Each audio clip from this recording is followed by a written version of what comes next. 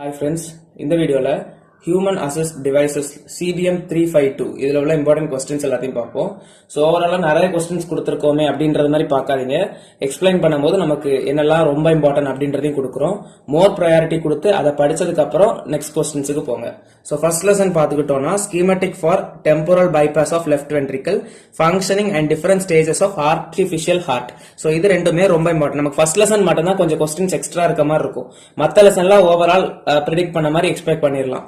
So first லெசன்ல இது ரெண்டுமே நமக்கு ஒரே லைக் செகண்ட் ஹாஃப்ல வருது. சோ தட் இந்த ரெண்டு क्वेश्चंसையும் மோர் ப்ரையாரிட்டி கொடுத்து படிச்சிட்டு நெக்ஸ்ட் ஹாஃப்க்கு போங்க. Schematic for temporal bypass of left ventricle, schematics on the diagram, next functional and different stages of artificial heart. ஓகேவா? Next condition to be satisfied by H and L system, இது first halfல வருது but important question. அப்புறம் வந்து என்னன்னா next வந்து different types of oxygenators, cardiac transplant, அதாவது indication for cardiac transplant, அது இந்த ரெண்டு क्वेश्चंसையும் கூட பாத்துக்கணும்.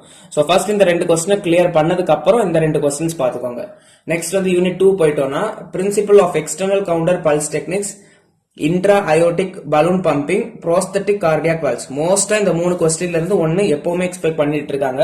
இன்கேஸ் அதுல இருந்து வரலன்னா நமக்கு right and left ventricular bypass pump. So மோஸ்டா இந்த மூணு क्वेश्चंस படிங்கன்னு தான் சொல்லுவேன். இந்த மூணு क्वेश्चंस படிச்சதுக்கு அப்புறம் இன்கேஸ் டைம் இருக்குன்னா இந்த क्वेश्चनக்கு போயிருங்க. நெக்ஸ்ட் வந்து தேர்ட் லெசன் பார்ப்போம். சோ தேர்ட் லெசன்ல ஃபர்ஸ்ட் क्वेश्चन என்னன்னா different types of haemodialysis. Dialyser ரொம்ப இம்பார்ட்டன்ட். நெக்ஸ்ட் வந்து என்னன்னா வியரபிள் ஆர்டிபிஷியல் கிட்னி, அதே மாதிரி நமக்கு indication and principle of haemodialysis. இந்த மூணு क्वेश्चनமே நமக்கு செகண்ட் லெசன் மாதிரியே தேர்ட் லெசன்ல இந்த மூணு क्वेश्चन ரொம்ப important. Different types of haemodialysis, அதுக்கப்புறம் ஹீமோடயாலிசிஸோட பிரின்சிபிள். சோ ஹீமோடயாலிசிஸ் பிரின்சிபிள், அதுக்கு யூஸ் பண்ணக்கூடிய ஹீமோடயாலிசிஸ்ல இருக்கக்கூடிய டைப்ஸ், இந்த ரெண்டுமே ரொம்ப இம்பார்ட்டன்ட். அதுக்கு கூட மோர் ரெஃபரன்ஸ் கொடுத்து wearable artificial kidney, so that இதுவும் இம்பார்ட்டன்ட். இந்த மூணு क्वेश्चनமே நமக்கு வந்து கிட்னி அண்ட் அதோட பியூரிஃபிகேஷன் டெக்னிக்ஸ் வச்சு வரதுனால மோஸ்ட் இந்த மூணுல இருந்து ஒன்னு எக்ஸ்பெக்ட் பண்றதுக்கு மோர் சான்சஸ் இருக்கு. நெக்ஸ்ட் ஃபோர்த் லெசன் பார்த்தோம்னா ஃபோர்த் லெசன்ல இந்த electronic IPPM unit with monitoring for all respiratory parameters ரொம்ப important. So third lesson, fourth lesson, fifth லெசன்ல எல்லாமே நமக்கு இருக்கதே 3 to 4 டாபிக்ஸ் தான். சோ டைரக்டா இருக்கக்கூடிய அந்த 3 to 4 டாபிக்ஸ் படிச்சிட்டோம்னா இன்கேஸ் இன்டீரியர்ல இருந்து क्वेश्चन கேக்குறாங்கன்னா நமக்கு ஈஸியா அவாய்ட் பண்ணிடலாம். சோ தட் அந்த சிலபஸ்ல இருக்கக்கூடிய அந்த 3 டாபிக்ஸை படிக்காம விட்டுறாதீங்க.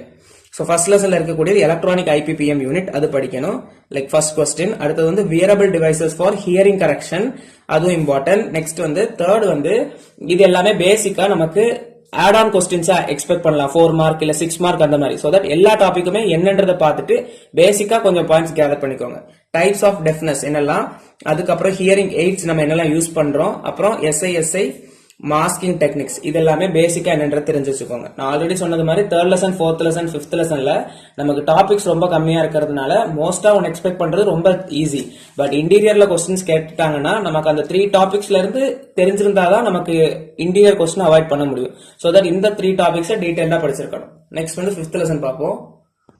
ஃபிஃப்த் லெசன்ல நமக்கு சிலபஸே 3 டாபிக் தான். சோ தட் அந்த 3 டாபிக்ல இருந்து ஒன்னு மோஸ்டா எக்ஸ்பெக்ட் பண்ணிடலாம்.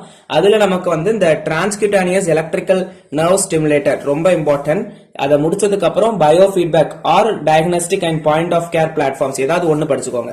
ஓகே, அட்லீஸ்ட் 2 क्वेश्चंस ஆவது முடிச்சிருக்கணும். நமக்கு சிலபஸ்ல இருக்கதே 3 டாபிக்ஸ் தான். சோ 3 டாபிக்ல இருந்து கண்டிப்பா நமக்கு அட்லீஸ்ட் 2 படிச்சிட்டோம்னா 1 எழுதிடலாம். சோ தட் டிரான்ஸ்கியூட்டானியஸ் எலக்ட்ரிக்கல் நர்வ் ஸ்டிமுலேட்டரை டீடைலா படிச்சுட்டு இந்த 2 क्वेश्चन என்னன்றதுன்னு தெரிஞ்சு வச்சுக்கோங்க. ஆர்எல்ஸ் இதுல ஏதாவது ஒன்னு டீடைலா படிச்சுக்கோங்க. சோ தட் நமக்கு ஹியூமன் அசிஸ்ட் டிவைஸ்ல உள்ள இம்பார்ட்டன்ட் क्वेश्चंस பார்த்துட்டோம். சோ பிடிச்சிருந்துச்சுன்னா லைக் பண்ணுங்க, ஃப்ரெண்ட்ஸுக்கும் ஷேர் பண்ணுங்க. இம்பார்ட்டன்ட் क्वेश्चंस பார்த்து படிக்கிறவங்களுக்கு ரொம்ப யூஸ்ஃபுல்லா இருக்கும். சப்ஸ்கிரைப் பண்ணிக்கோங்க. தேங்க்யூ.